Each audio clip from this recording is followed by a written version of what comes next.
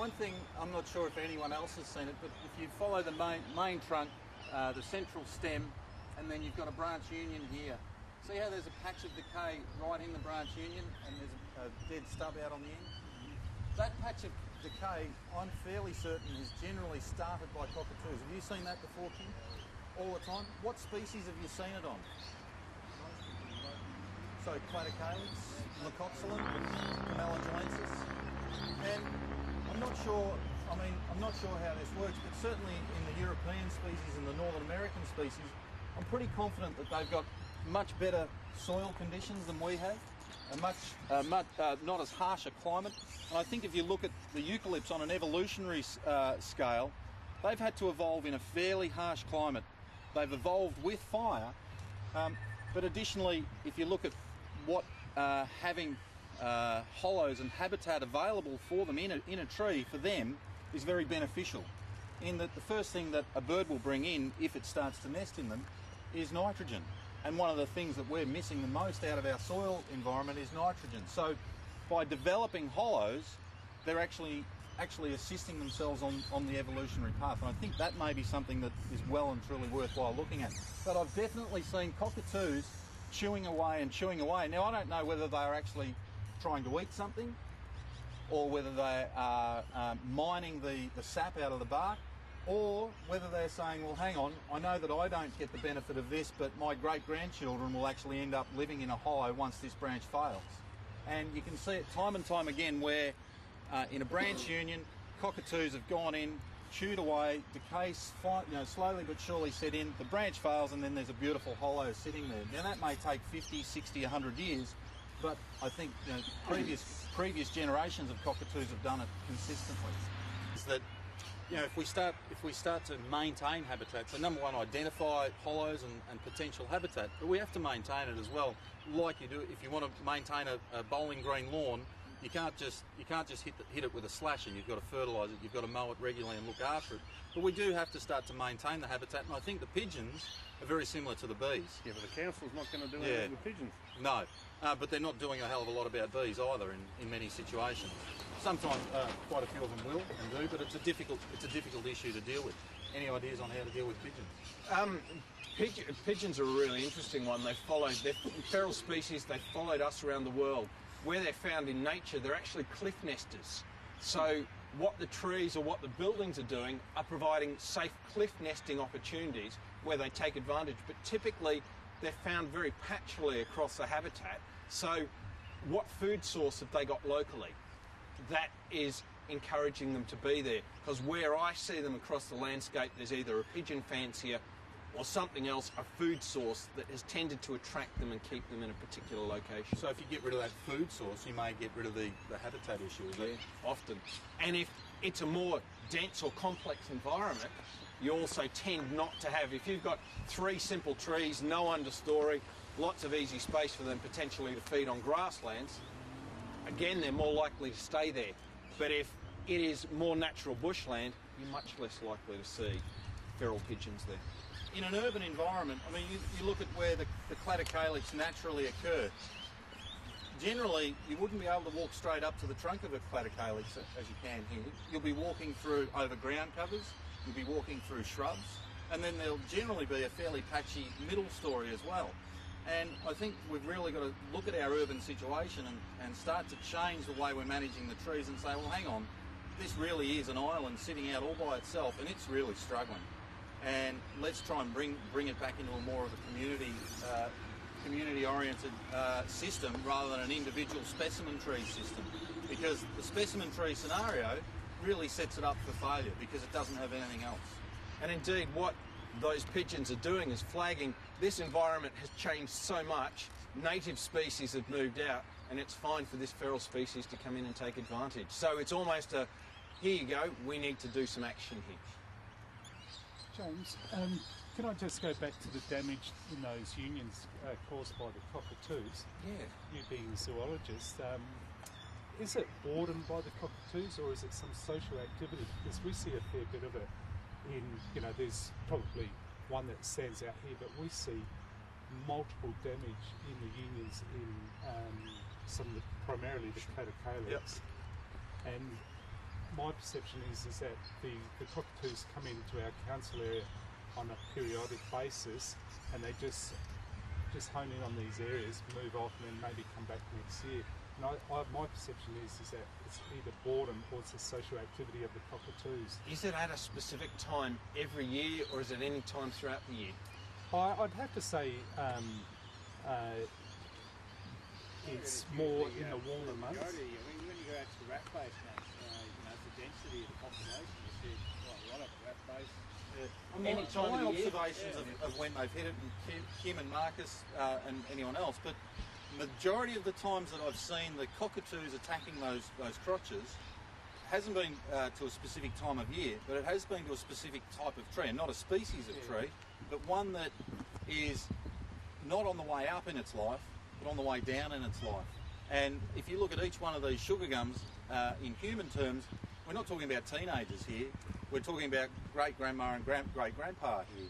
And they're certainly starting to be on their way down, and they have, they're predisposed to it in some way, shape or form. And I think whenever I've seen the cockatoos particularly hitting a mature tree, it is stressed for some reason or another.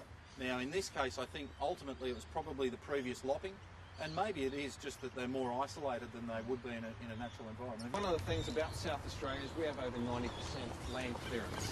So we have far greater numbers of things like corellas in particular than there were even 100 years ago, and there are less trees, so greater numbers of birds. The damage that would have been spread across the landscape, the numbers are much greater because they can forage in ways they couldn't historically forage, being ground feeders primarily as compared to some of the other cockatoos. So the numbers have increased, the structure that is available is decreased, they're modifying their environment to work for them. But coming back to Chris's question, Ben and I were talking about, and that's eating out the sort of fork of the tree. I don't know the answer to that, and I haven't heard anyone ever speak of that. One of the beautiful things about getting multiple disciplines together is you raise questions that as scientists we haven't considered or we haven't looked at, because we're looking at things in different ways. And I was saying that would be a brilliant project for a university student to start to look at. What attracts them? Why do they do it? Is it feeding? It could be behavioural. One of the things about cockatoos is their bills grow their whole lives, so they need to keep gnawing them to keep them at a manageable length, otherwise they will die of starvation. So the three large species doing that could be an issue, but that's just speculation until we actually have more detailed observations. But that would make sense, because you often see them in pine trees and all they're doing is they're not eating pine cones, they're just snipping them off. Yeah. Just snipping one pine cone off after another, and it's got to be wearing their beaks down in some way, shape or form, and that may be why they initially started off. The other thing is, once they started off, they do initiate that point of decay, and it's not too long before you start to get small beetles, you get longicorns, you get borers coming in, and the whole decay process starts. So yeah, I don't know what initiates it at all, and I think it's But certainly those other assets, they will feed them to their young, some of them will feed on them themselves. So if you're getting more fauna, because what the wildlife are looking for is food, shelter and water. And it is likely, if it's not behavioural, to be either for food or shelter. But given the longevity of the whole stump decay and that actually creating shelter. I have actually seen pools of water develop in some of these hollows as well. Okay. And that's another benefit, food and water. I mean, rather than going down to a dam to get water, having a water source up the top, a brilliant idea. It's the equivalent of your hand. They investigate their environment often with their beak as well as their feet and their tongue. So they're trying to work out what is going on, what's this useful for, or it might just be simply that they're trying to wear down their beak, because many pergolas and other structures in urban environments get chewed for no reason other than the cockies like to chew the wood and it helps break down their beak. Maybe able to put nesting boxes up there for them to chew it, to stop chewing the branches. That comes to another really interesting question: how these hollows develop in the first place. Termites. The majority of it would be termites. How much of it is going to be beetle larvae or potentially moth larvae as well? Because all of them tend to focus on the hard wood, but they need to get in the first place. And Ben brought up a really interesting issue. the tree needs to be, whether it's under the ground or whether it's above the ground, compromised in some way, because most of these species do not eat live tissue. They need to get some sort of access point. So is it fungus? What is it? Yeah.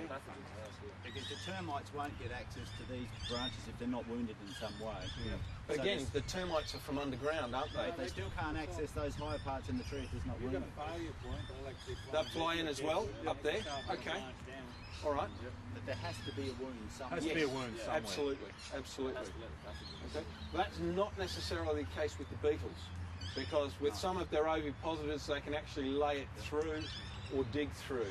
But often you'll find far more of it in the dead and decaying Also, the aspects black of the ants tree. you get 100 feet up, they're slowly chewing away that tree on concern, and then once you do get the break, that allows the birds, it's a lot softer and there's more chance for them to start chewing it out as well. We get, once you get north of Wangaratta heading towards Wagga Wagga in Victoria and into southern New South Wales, we get a lot of stink ants. And they form massive galleries through branches, and you'll look at a branch like this on this, is it a cornuta here? Anyway, on a eucalypt, and it'll look absolutely perfect from the outside, but inside it will just be a gallery of hollows with a very small rim around the outside that's actually sound tissue. Every time I've seen it, there's always been a patch of decay running through there. They don't seem to hit good, healthy heartwood at all.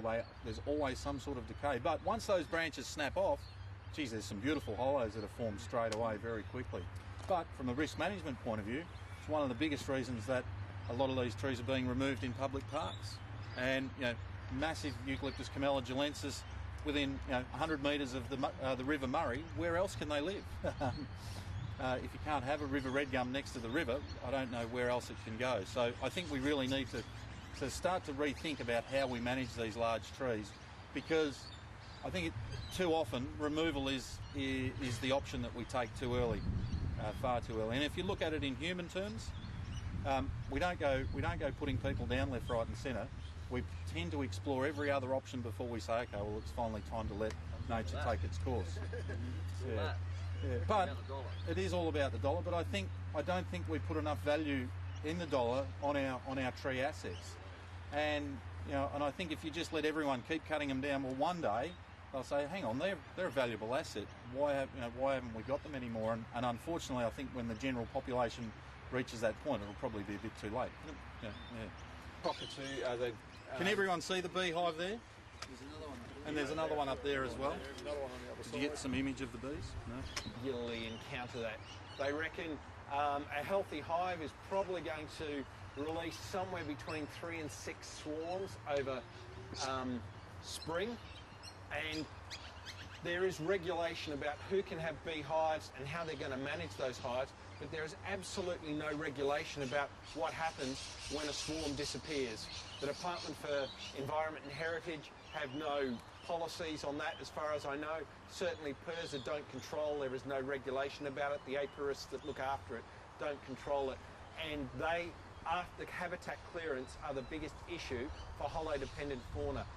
Depending on where you are in Australia, they may only take over 1% of the hollows, up to 20% of the hollows, but on average you're probably looking at somewhere between 10 and 15% of natural or man-made hollows get taken over by bees. And yeah, they're a real issue.